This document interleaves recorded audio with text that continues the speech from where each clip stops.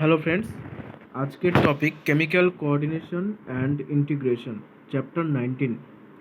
তো এই ভিডিওতে এনসিইআরটি যেটা আছে সেটা বাংলাতে এক্সপ্লেন করা হবে। তোমরা যারা ক্লাস 11-এ পড়ছো বা নিট দেবে তাদের খুব কাজে লাগবে। তো শুরু করা যাক।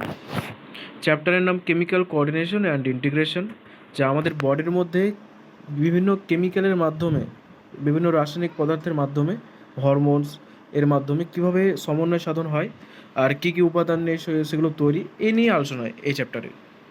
তো শুরু করা যাক। You have already learned that the neural system provides a point-to-point rapid coordination among organs. তো আমরা আগের চ্যাপ্টারে পড়েছি নিউরাল সিস্টেম বিষয়ে। সেখানে আমরা দেখেছি যে নিউরাল সিস্টেমে কী হয়, পয়েন্ট টু পয়েন্ট কানেকশন হয়। একটা পয়েন্ট, খুব সূক্ষ্ম পয়েন্ট টু পয়েন্ট কানেকশন হয় এবং র্যাপিড কোঅর্ডিনেশন, এবং খুব কোঅর্ডিনেশনটা খুব দ্রুত হয়। এবং যে হয়তো কোনো জায়গাতে হাত পড়লো, গরম কিছুতে হাত পড়ার সঙ্গে সঙ্গে আমরা কী হয়, হাতটাকে সরিয়ে নিই, কোনো যাতে হাতটা পুড়ে না যায়। তাহলে কতটা ফাস্ট হচ্ছে।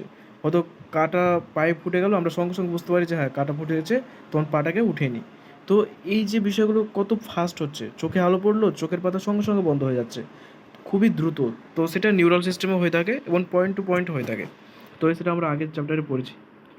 The neural coordination is fast but short lived. Neural কোঅর্ডিনেশনটা কি ফাস্ট মানে খুব দ্রুত হয়, কিন্তু শর্ট লিভ মানে খুব অল্পক্ষণ ধরে স্থায়ী থাকে। যেমন চোখে লাইট পড়লো, আলো পড়লো, চোখটা সঙ্গে সঙ্গে বন্ধ হয়ে গেল, কিন্তু এমন না যে চোখটা বন্ধ হয়েই থেকে গেল, কয়েক সেকেন্ডের জন্য বন্ধ থাকলো, আবার যখন আলো থেকে দূরে সরে গেলাম তখন আবার ঠিক হয়ে গেল, খুবই short live. As the nerve fibres do not innervate all cells of the body and the cellular function need to be continuously regulated. এখানে কি বলা হয়েছে যে নার্ভ ফাইবার্স বা নিউরন নিয়ে গঠিত যে নার্ভ ফাইবার্স, সেটা কিন্তু প্রত্যেকটা কোষে থাকে না। এবং আরেকটা বিষয় কি, যে আমাদের যে কোষের কাজ সেটাকে সবসময় রেগুলেট করার প্রয়োজন হয়, সবসময় নিয়ন্ত্রণ করার প্রয়োজন হয়। এর জন্য কি, এর জন্য নিউরাল সিস্টেম যথেষ্ট নয়, আরও কিছু সিস্টেম দরকার। সেটা কি, a special kind of coordination and integration has to be provided. এর জন্য আরেকটা স্পেশাল বিশেষ ধরনের কোঅর্ডিনেশন বা ইন্টিগ্রেশন দরকার আছে সমন্বয় সাধনের জন্য। কারণ প্রত্যেকটা কোষে নিউরন থাকে না, আর কোষের ফাংশনটা আমাদের সবসময় নিয়ন্ত্রণ করার দরকার পড়ে। এর জন্য নিউরাল সিস্টেম যথেষ্ট নয়, আরেকটা সিস্টেম দরকার আছে।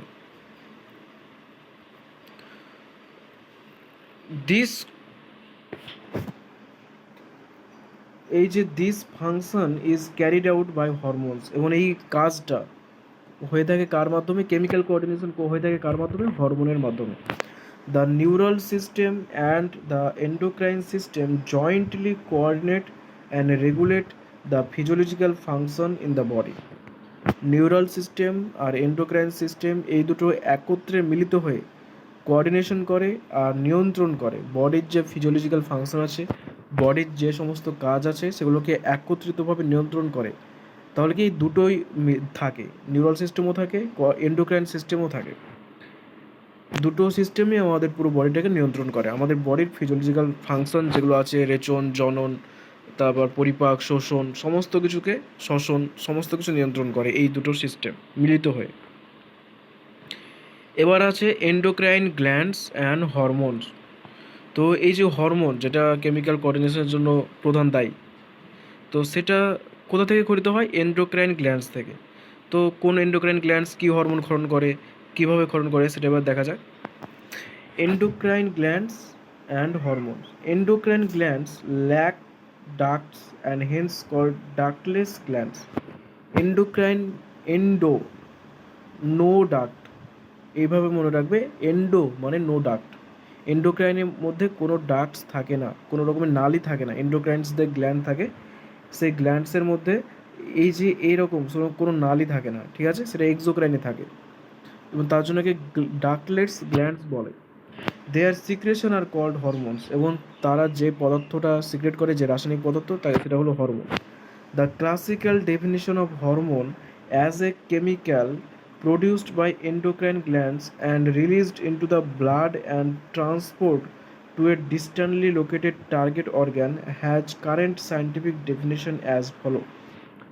তো এখানে জাস্ট একটা বিষয়টা বলেছে যে কীভাবে কাজ করে, যে হরমোনটা কি হলো, যে একটা কেমিক্যাল যেটা এন্ডোক্রাইন গ্ল্যান্ডসে তৈরি হচ্ছে, একটা এন্ডোক্রাইন গ্ল্যান্ডস, তার মধ্যে হরমোনটা প্রডিউস হচ্ছে, তারপরে সেটা কি হচ্ছে, সেটা রিলিজ হচ্ছে কোথায়, ব্লাড ভেসেলে, ব্লাড ব্লাড ভেসেলে যে ব্লাড থাকে সেই ব্লাডের মধ্যে, এবং তারপর সেই ব্লাডের মাধ্যমে সেটা অন্য কোনো অর্গানে গিয়ে, টার্গেট অর্গান, যে অর্গান দরকার পড়বে সেই অর্গানে গিয়ে সেটা ক্ষরিত হচ্ছে। এবার এটা একটা ডেফিনেশন আছে, সেই ডেফিনেশনটা কি, হরমোনস আর নন নিউট্রিয়েন্ট কেমিক্যালস। হরমোন হচ্ছে এক ধরনের কেমিক্যালস যেটা নন নিউট্রিয়েন্টস, এর কোনো নিউট্রিশনাল কোনো ভ্যালু নেই, এটা একটা non nutrients chemical, which act as intercellular messenger, যেটা দুটো কোষের মধ্যবর্তী স্থানে বার্তাবাহক হিসাবে কাজ করে। একটা কোষ ক্ষরণ করছে, আরেকটা কোষের মধ্যে দিয়ে এটা ট্রান্সফার হচ্ছে, দুটো কোষের মধ্যে বার্তাবাহক মেসেঞ্জার হিসাবে কাজ করে, and are produced in trace amount, এবং খুবই অল্প পরিমাণে তৈরি হয়। তাহলে এখানে তিনটে বিষয়, এটা হচ্ছে নন নিউট্রিয়েন্টস কেমিক্যাল, কাজ কি, ইন্টারসেলুলার মেসেঞ্জার হিসাবে কাজ করে, আর খুব অল্প পরিমাণে তৈরি হয়। The new definition covers a number of new molecules in addition to the hormones secreted by the organised endocrine glands. এই ডেফিনেশনের মাধ্যমে শুধু হরমোনই পড়ে না, আরও অনেক কিছু পড়ে, যেগুলো নন নিউট্রিয়েন্টস হয়, অল্প পরিমাণে ক্ষরিত হয়, মেসেঞ্জার হিসাবে কাজ করে। তো এই ডেফিনেশনে হরমোনের সাথে সাথে আরও অনেক কিছু এই ডেফিনেশনের মধ্যে চলে আসে। Invertebrates possess very simple endocrine system with few hormones, whereas a large number of chemicals acts as a hormone and provide coordination in vertebrates. ইনভার্টিব্রেটের ক্ষেত্রে কী হয়, যে খুব অল্প পরিমাণে পদার্থ থাকে যারা হরমোন হিসাবে কাজ করে, এবং এন্ডোক্রাইন গ্ল্যান্ডস থেকে খুব অল্প পরিমাণে হরমোন ক্ষরিত হয়, আর খুব সিম্পল হয় তাদের সিস্টেমটা। কিন্তু যে এই ভার্ট্রিবা আছে, সেই ভার্ট্রিবার ক্ষেত্রে হরমোন যেটা আছে সেটা প্রচুর পরিমাণে ক্ষরিত হয় কেমিক্যালসটা, এবং এটা একটা কোঅর্ডিনেশন দান করে, ভালো কোঅর্ডিনেশন দান করে। The human endocrine system is described here. Human endocrine system নিচের দিকে এবার বিস্তারিতভাবে আলোচনা করা হয়েছে। দ্য হিউম্যান এন্ডোক্রাইন সিস্টেম, যে মানুষের যে এন্ডোক্রাইন সিস্টেম সেটা কীরকম। The endocrine glands and hormone producing diffuse tissue or cell located in different parts of our body constitute endocrine system. তাহলে এন্ডোক্রাইন সিস্টেম কী নিয়ে গঠিত, এন্ডোক্রাইন গ্ল্যান্ড নিয়ে গঠিত। এন্ডোক্রাইন গ্ল্যান্ডগুলো কীরকম হয়, বিভিন্ন টিস্যু বা সেল যেগুলো ডিফিউজড, মানে যেগুলো ব্যাপিত হতে পারে, যেখান থেকে যে ক্ষরিত হয় সেই ক্ষরিত পদার্থটা এক জায়গা থেকে আরেক জায়গায় যেতে পারে। কোথায় থাকে, বডির বিভিন্ন পার্টসে থাকে। এই যে দেখতে পাচ্ছ হাইপোথ্যালামাসে আছে, পিটুইটারিতে আছে, পিনিয়াল গ্ল্যান্ডে আছে, থাইরয়েড, প্যারাথাইরয়েড, থাইমাস, তাহলে বডির বিভিন্ন পার্টে আছে। যেমন এক্সাম্পল হিসেবে pituitary, pineal, thyroid, adrenal, pancreas, parathyroid, thymus, gonads বলতে মেলের ক্ষেত্রে টেস্টিস, ফিমেলের ক্ষেত্রে ওভারি, আর the organised endocrine bodies in our body. আমাদের বডির মধ্যে যে সমস্ত এন্ডোক্রাইন গ্ল্যান্ডসগুলো আছে, কোথায় কোথায় আছে, hypothalamus, pituitary, pineal, thyroid, parathyroid, thymus, pancreas, endocrine, তারপর টেস্টিস, ওভারি, ফিমেলের ক্ষেত্রে ওভারি, মেলের ক্ষেত্রে টেস্টিস। এই যে ছবিতে দেওয়া আছে, ছবিটা ভালো করে দেখবে কোথায় আছে আর কী কী গ্ল্যান্ডস আছে আমাদের বডিতে। In addition to this some other organs, যেমন gastrointestinal tract, liver, kidney, heart also produce hormone. এগুলো তো মেন এন্ডোক্রাইন গ্ল্যান্ডস। তার পাশাপাশি গ্যাস্ট্রোইন্টেস্টিনাল ট্র্যাক্টস, মানে যে পাকস্থলী এবং ক্ষুদ্রান্ত যে বৃহদন্ত্র, এই যে ট্র্যাক্টগুলো আছে সেখানে, তারপর লিভার মানে যকৃৎ, কিডনি, বৃক্ক, তারপর হার্ট, হৃৎপিণ্ড, এরাও হরমোন তৈরি করে। A brief account of the structure and function of all major endocrine glands and hypothalamus of the human body is given in the following section. এবার প্রত্যেকটা এন্ডোক্রাইন গ্ল্যান্ডস আমাদের বডিতে যেগুলো আছে সেগুলো ডিটেলসে পড়াশোনা এবার নিচে হবে। তারা কী কী হরমোন ক্ষরিত করে, কী কী নিয়ে গঠিত, এগুলো নিয়ে আলোচনা হবে।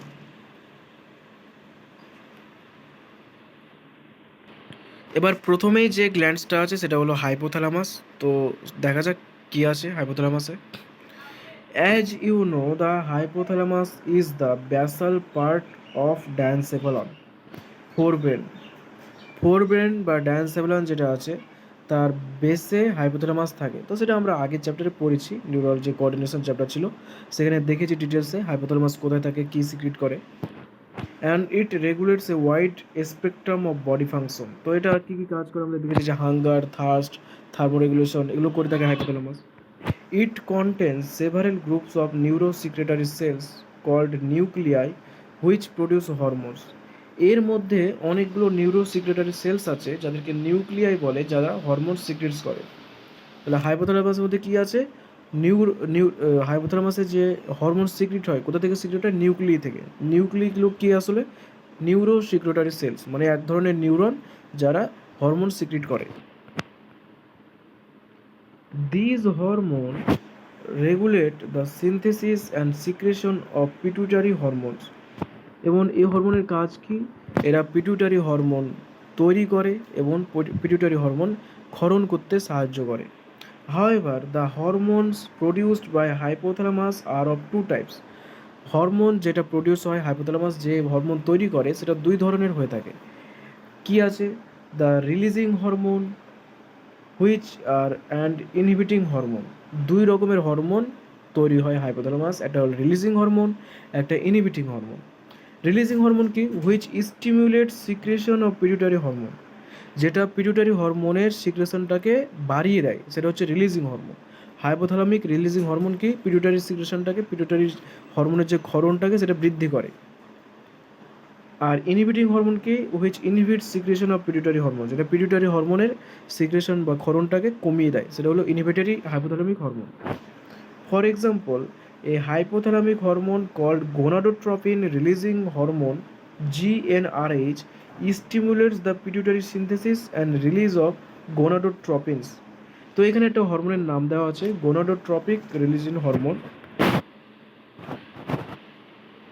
এখানে একটা হরমোনের নাম দেওয়া আছে গোনাডোট্রপিক রিলিজিং হরমোন GnRH। এটা একটা হাইপোথ্যালামিক হরমোন, রিলিজিং হরমোন। সেটা কী কাজ করে, পিটুইটারি যে হরমোন আছে তার সিনথেসিস, মানে সেটা তৈরি হওয়া, অ্যান্ড রিলিজ এবং তার ক্ষরণ হওয়া, এই যে গোনাডোট্রপিনস আছে সেটা একটা পিটুইটারি হরমোন, তার রিলিজ এবং সিনথেসিসটাকে বাড়িয়ে দেয়। অন দ্য আদার হ্যান্ড, তাহলে কি পিটুইটারি হরমোন কি, গোনাডোট্রপিনস, সেই গোনাডোট্রপিনসের রিলিজ এবং সিক্রেশনটাকে বাড়িয়ে দিচ্ছে এবং সিনথেসিসটাকে বাড়িয়ে দিচ্ছে কে, GnRH, gonadotropin releasing hormone, hypothalamic hormone. On the other hand, somatostatin from the hypothalamus inhibits the release of growth hormone from the pituitary. অন্যদিকে আরেকটা হাইপোথ্যালামাস ইনহিবিটরি হরমোন আছে, যেমন যেটার নাম হলো সোমাটোস্ট্যাটিন। সেটা কী কাজ করে, সেটা পিটুইটারি হরমোনের গ্রোথটাকে এবং রিলিজটাকে কমিয়ে দেয়।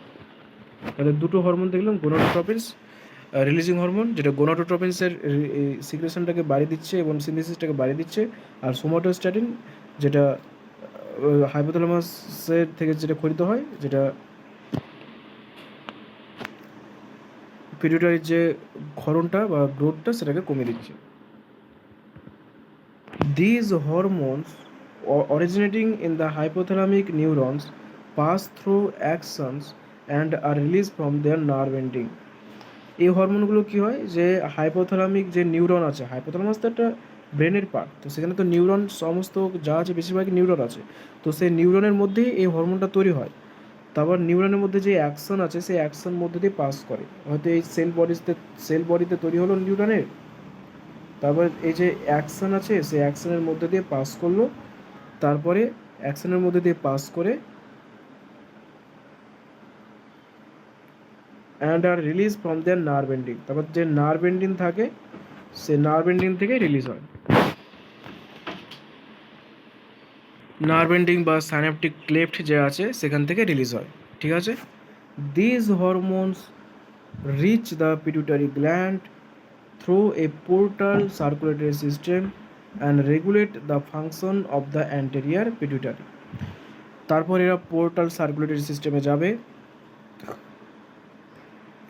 পোর্টাল সার্কুলেটরি সিস্টেমের মাধ্যমে পিটুইটারি গ্ল্যান্ডে যাবে এবং সেখানে গিয়ে অ্যান্টেরিয়ার পিটুইটারি, পোস্টেরিয়ার না, অ্যান্টেরিয়ার পিটুইটারি, পিটুইটারির যে পার্ট আছে অ্যান্টেরিয়ার পিটুইটারি, সেই অ্যান্টেরিয়ার পিটুইটারির যে কাজ সেটাকে নিয়ন্ত্রণ করবে। The posterior pituitary is under the direct neural regulation of the hypothalamus. আর যে পোস্টেরিয়ার পিটুইটারি আছে সেটা হাইপোথ্যালামাস ডাইরেক্ট নিয়ন্ত্রণ করে, তার জন্য কোনো রকমের এই যে পোর্টাল সার্কুলেটরি সিস্টেম অ্যাকশন এই সমস্ত কিছু দরকার হয় না। তাহলে দেখা গেলো এখানে কী হলো, যে হাইপোথ্যালামাসে যে নিউরন আছে সেটা হরমোন তৈরি করছে, অ্যাকশনের মধ্যে দিয়ে সেটা যাচ্ছে, তারপর যে নার্ভ এন্ডিং আছে সেই নার্ভ এন্ডিংয়ে ঘটিত হচ্ছে, তারপর পিটুইটারি গ্ল্যান্ডের যে অ্যান্টিরিয়ার পার্ট আছে সেখানে যাচ্ছে এবং অ্যান্টিরিয়ার পার্টের যে হরমোন সেই পিটুইটারি সেখানে নিয়ন্ত্রণ করছে, তাদের কাজগুলোকে নিয়ন্ত্রণ করছে। আর পোস্টেরিয়ার যে পার্ট আছে সেটা হাইপোথ্যালামাস সরাসরি নিয়ন্ত্রণ করে, তার জন্য কোনো রকমের পোর্টাল সার্কুলেটরি সিস্টেম বা কোনো পাথ দরকার পড়ে না। তো এবার ছবি আছে একটা, সেই ছবির মাধ্যমে তোমাদেরকে দেখে দিচ্ছি। এই যে ছবিতে দেখতে পাচ্ছ হাইপোথ্যালামাস আর হাইপোথ্যালামিক নিউরন, এই নিউরনগুলো এই হরমোনগুলো তৈরি করছে।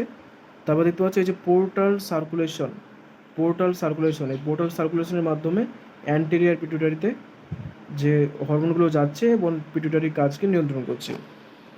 আর এই যে পোস্টেরিয়ার পিটুইটারিতে কিন্তু কোনো রকমের পোর্টাল সার্কুলেশন নেই, দেখছো সরাসরি নিয়ন্ত্রণ করছে হাইপোথ্যালামাস, কোনো পোর্টাল সার্কুলেশন নেই।